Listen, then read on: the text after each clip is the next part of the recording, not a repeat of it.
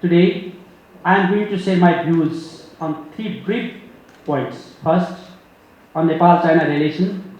Second, on China's deepening reforms. And third, on changing global order. First, Nepal and China are enjoying a cordial relationship. The two countries have a strong faith in universal equality, mutual interest, and long-lasting friendship. This is the basis of problem-free friendship of our two countries. Our differences in geography, population, or economy have never become a big barrier to our deep friendship.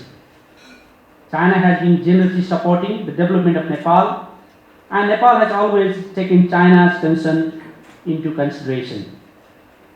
There is no dispute between the two countries at the government level. However, there are some areas that both countries need to work further. For example, even though Nepal signed the BRI 7 years ago, it has not yet been implemented. As far as we know, serious discussions are going on between the two countries on the issues.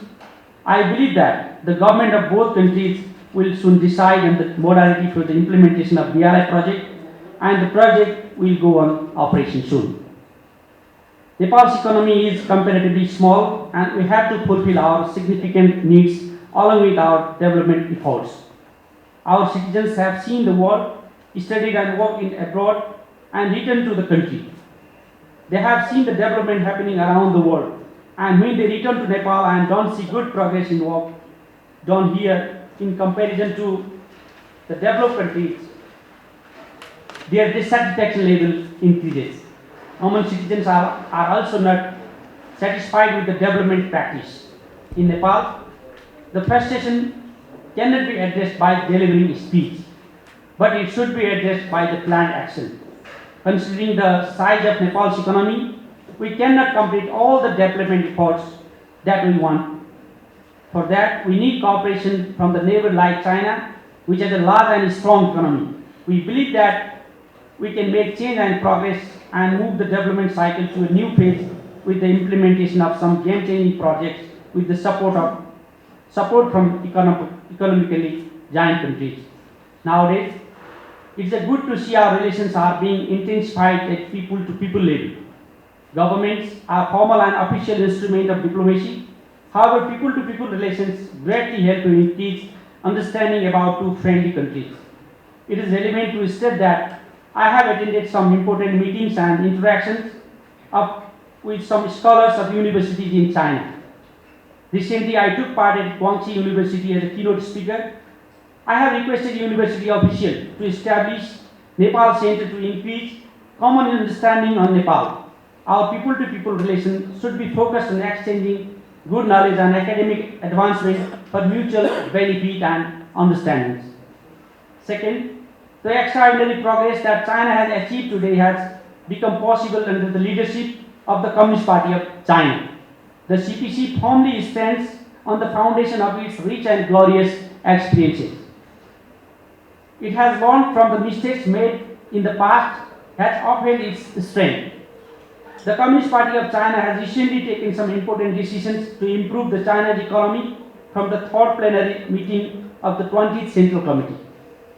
China's future path has been clearly revealed in the political report presented by General Xi Jinping on 20th Congress held 2 years ago. Since then, I have been to China 3 times. Every time I go to China, I find some progress and new things being done. The main thing is that the vanguard of party is fully committed to the visionary leadership of General Secretary Xi Jinping.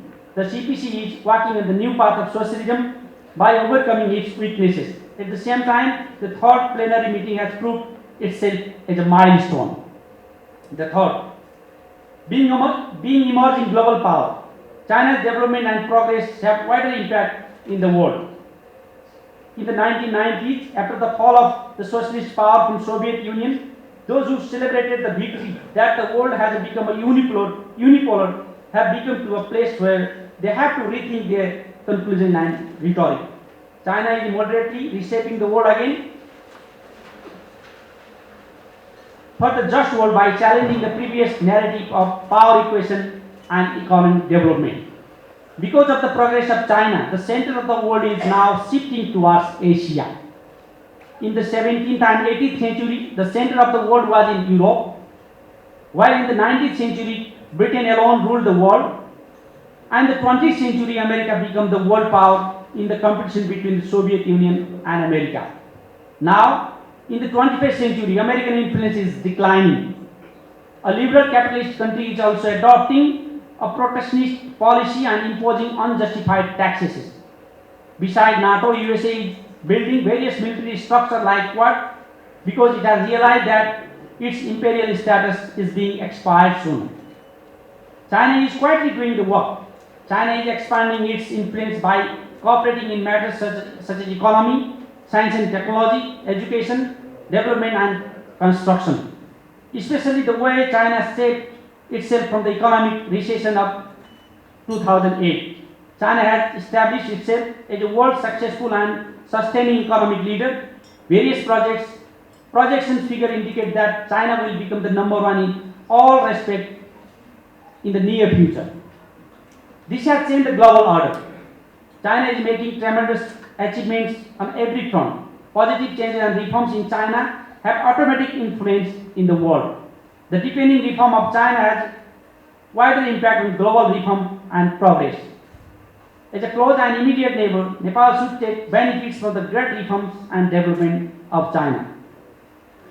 By organizing a timely and relevant program here in China's deepening reforms and its global impact, China Media Group and Sino-Nepal Media Society have a broad,